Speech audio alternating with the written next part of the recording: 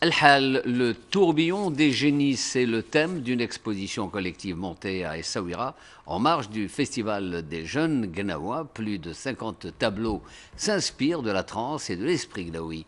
Mariam Kheddin. El-Hal, le tourbillon des génies. Une exposition qui réunit une vingtaine d'artistes et présente une cinquantaine d'œuvres, mêlant soigneusement créativité, singularité et profondeur conceptuelle.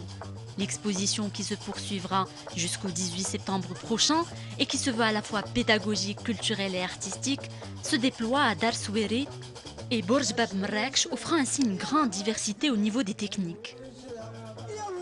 Ma participation consiste en ces sculptures que vous voyez là et qui sont une représentation de souffle, de rythme, qui sont aussi des éléments de l'hal, de la trance et de rythme universel. Pascal Hamel est commissaire de l'exposition. Il est critique d'art. Il qualifie ses œuvres d'expériences sensibles avec l'invisible.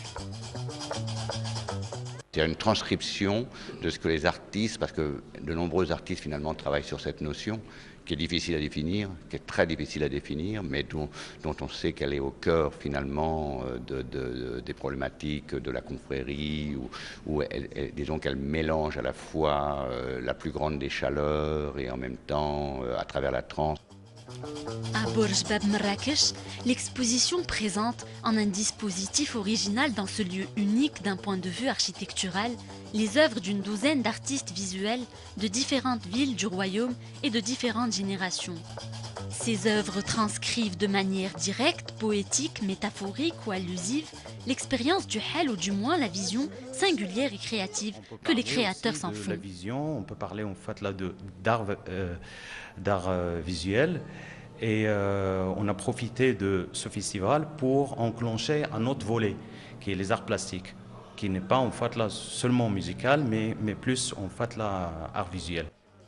À Dar Soueri, où se déroulent des concerts animés par des ma'allem, les œuvres et les objets exposés sont plus particulièrement des instruments de musique et des objets rituels, ainsi qu'une douzaine de photographies et de peintures représentant les activités des Gnawa et des Hmetcha. Et toujours à Dar Soueri, une cérémonie de présentation et de signature de l'ouvrage Magie du luth de Abd Samad Amara a eu lieu. Fruit d'un travail de recherche sur le luth et l'histoire de la musique à Essaouira, cet ouvrage force l'admiration par la qualité et l'originalité de ses enseignements qui ne manqueront pas d'enrichir la Bibliothèque nationale et de contribuer indéniablement à la valorisation de la culture musicale au Maroc et dans le monde arabe.